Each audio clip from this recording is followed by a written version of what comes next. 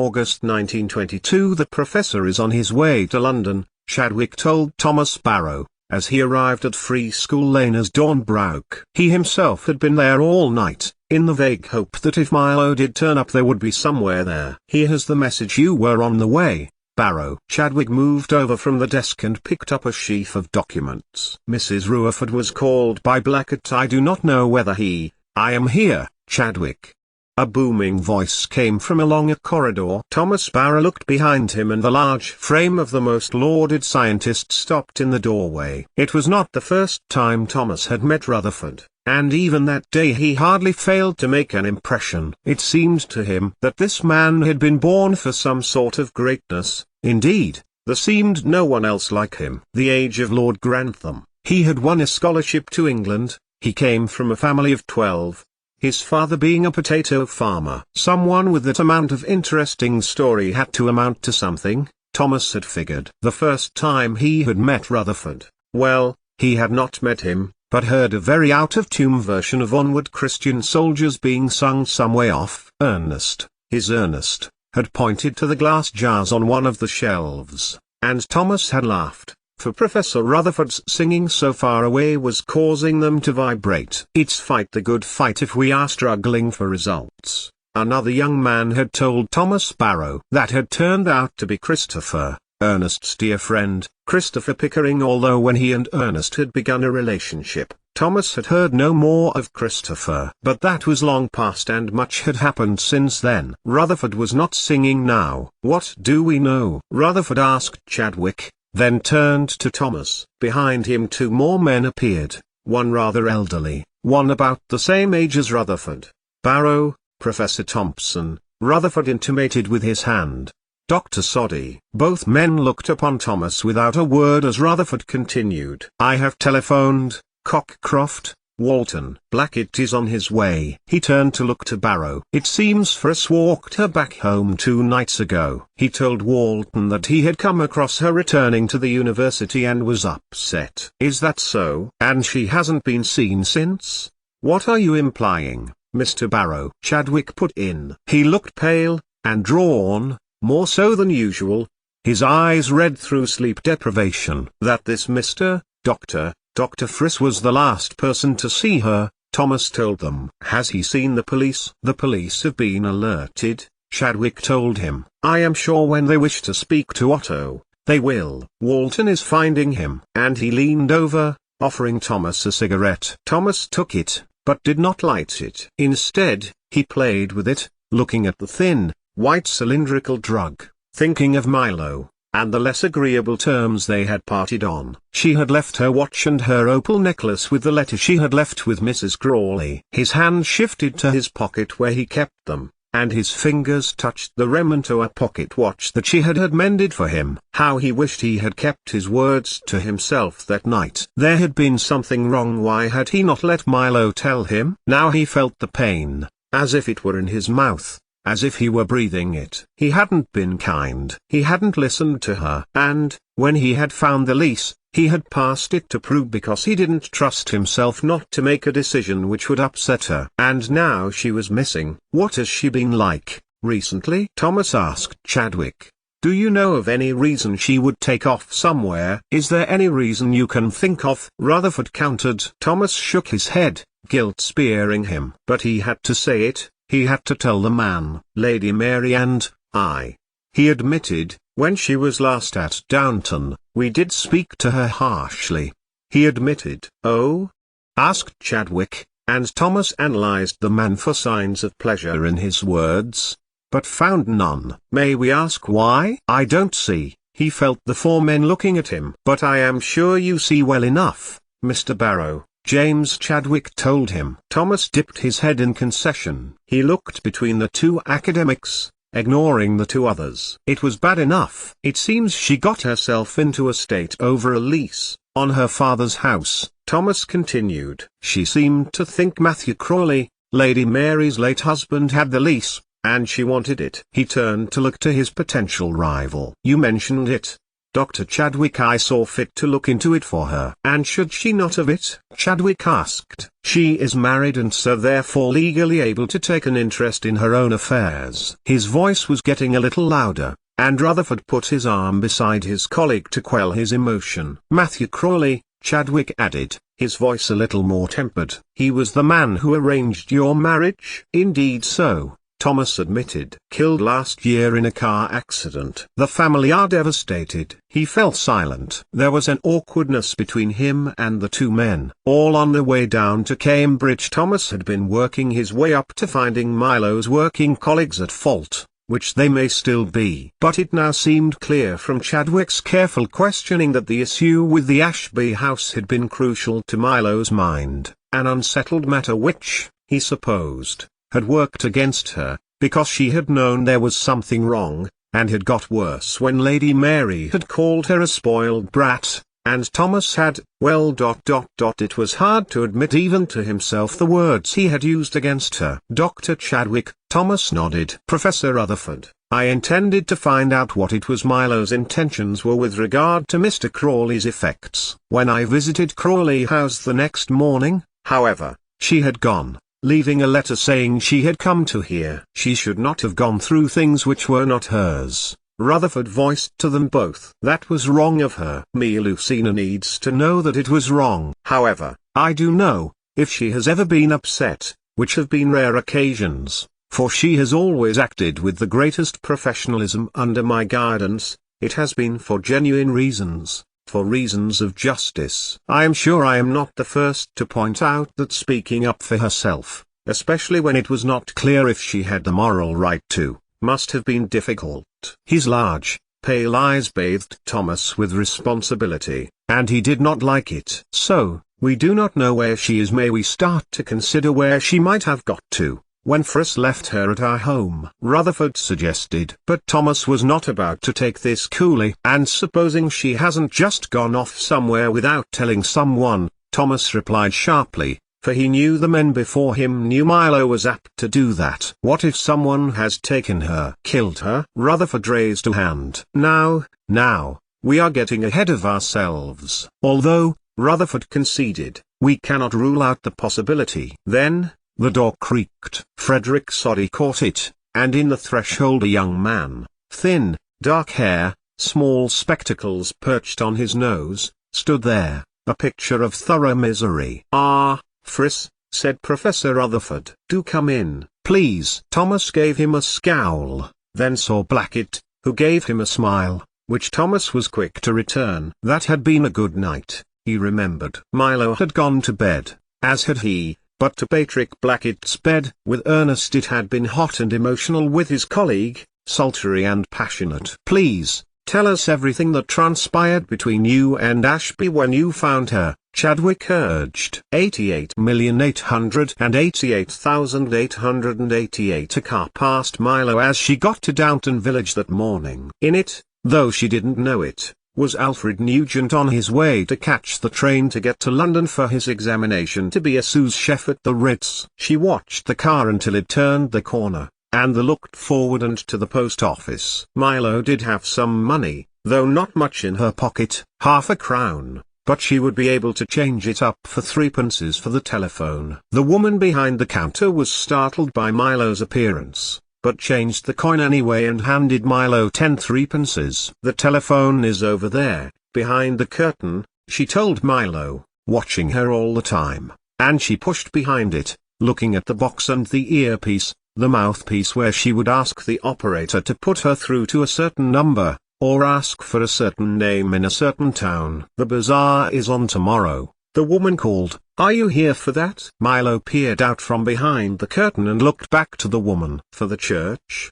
She clarified. I will be going to the church, Milo told her, in a sleep-deprived daze, and she glanced out of the window and across to the spire. It was still there, no one had torn it down. She would have to hope she had enough data to show that the radio signal could be automatically transmitted. Now wouldn't her cousin's company just be so pleased to have that design from her? Should they resolve the case and reinstate Thomas's money, she might consider putting forward the patent and, but her mind was running away with her. Dread encased Milo's heart again as she considered the triplet of worries she now had. The lease, which was due to expire in favor of the Sparks, the letter from Mr. Hamborough who had bought all of Ernest's electrical equipment for them, and the third thing.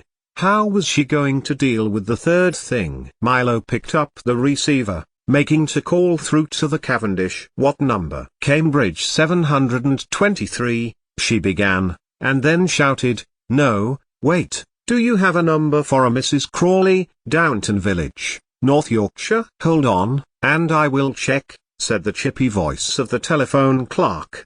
Do you wish the number, or to put you through? But Milo put down the receiver. Why call the woman who had promised her a room when her house was 200 yards away from where she was standing? Coming out from behind the curtain, Milo nodded to the post office woman, glancing up through the church spire again as determination renewed in her. That equipment was still hers, Milo thought. Once it had been Ernest's or well, probably Guglielmo's. She needed to get it down. Milo pushed open the door of the post office, nearly colliding with a passerby, who looked at Milo with intrigue as she nodded, and mumbled, sorry. She wanted to see the Sparks, argue with them that they knew they were taking advantage. Then, she pushed open the door and went back into the post office, with a brightness that overcame her like the first time Ernest had switched on the first light bulb she remembered him showing her. She had been 3, and it was the most beautiful sight in the world. The telephone? Milo asked the woman,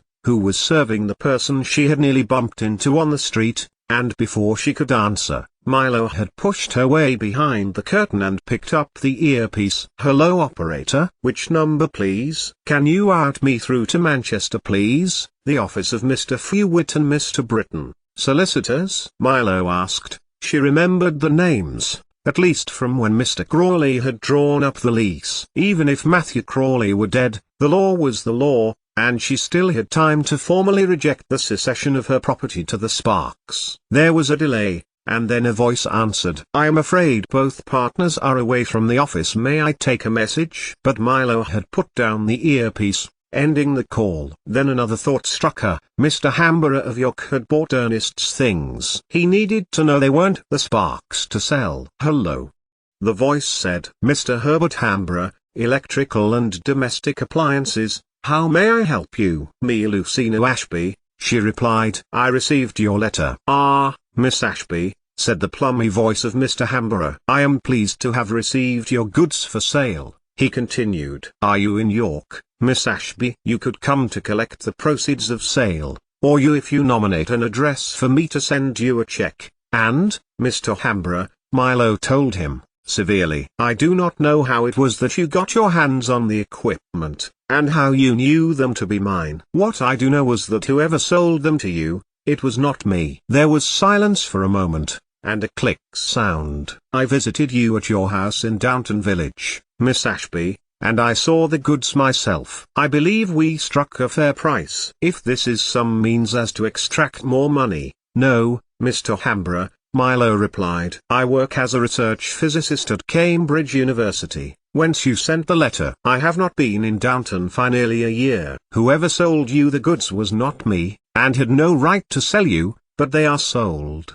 Miss Ashby, Mr. Hamborough told her. A bill of sale was drawn up. You wanted the electrical equipment gone as soon as possible. Then it was not me you agreed this with. Milo shouted back. There is such a thing as fraud, Mr. Hamborough, and whoever sold you my belongings has committed fraud. I insist you bring them back, or I will be informing the law. I am in Downton now. I will give you until the end of the week. Good day, Mr. Hamborough. Milo stood behind the curtain for several minutes after she had put down the receiver. She had only one place to go, and that was if Mrs. Crawley was there. She looked at the church again through the window of the post office. She would have to get it down soon, or else Lady Mary's threat that Travis would pull it down might come to pass. Remembering to thank the lady in the post office, Milo went out and crossed the village square, and to the Crawley house, pausing at the door. She remembered loitering on the threshold of the door when Matthew Crawley had been confronted by Lady Mary, on learning he had inherited the title and the entail of the estate. Lady Mary should have known how it felt, Milo always reasoned. She knocked 88,888,888. So, your employer's daughter, Mary Crawley, criticized her for being in her room, and you did not seek to find out from her why? Thomas began, but Chadwick had him. He had not. The physicist's other colleagues had gone now, and there was just James Chadwick and Ernest Rutherford in Chadwick's office. As a bright morning sun illuminated the pages of Milo's work, he glanced down and saw what looked like the outline of a waltz step print guide, usually used by someone learning to dance. There is the matter of her being where she shouldn't, Rutherford pointed out, which, of course, she has to remember. She does well most of the time. Me Lucino is nothing if not teachable. Explain the rule, and she will follow it, he added, proudly. But she was clearly upset. And now we know why, sir, Chadwick said to Rutherford, if she has been carrying this upset around with her months. Rutherford banged his hand on his colleague's desk, making Chadwick and Thomas Barrow jump. That would be it, she would have taken it to heart, he concluded. But that's not it, is it? Chadwick looked to Thomas. For, though this lease business may have been painful to her, it is nothing we together could not have helped her with. He narrowed his eyes. But if she felt that she would lose the house, then, a lawyer, a court case, an attempt to dilute his guilt. Chadwick shook his head, denying him the opportunity. Do you even know her at all, Barrow? James Chadwick asked. She wouldn't care as much about that, because it is honest and factual, and just. There is something else. I suggest you tell us, for your wife's sake. Lady Mary was cruel about her experiment, and told her to take down the receiver at the church, or she would tell the vicar to. Why would she do that? Chadwick demanded. Because it is no longer in use. My very dear fellow, exclaimed Professor Rutherford, Abbey has been collecting radio signals at that receiver for nearly the years now. She has been trying to determine a way for them to be automatically relayed to other signals. The implication for this, for wireless telegraphy, for radio, with minimal operator use, has the very real potential to revolutionize communication. Thomas felt for her watch and her opals in his pocket again. It had hurt him when Isabel Dawley had given them back to him. He knew then Lady Mary's words would have been cruel. But he had no other means of supporting himself if he left service since the Marconi patent money was lost. What does she do in her spare time? Thomas asked. Here I mean,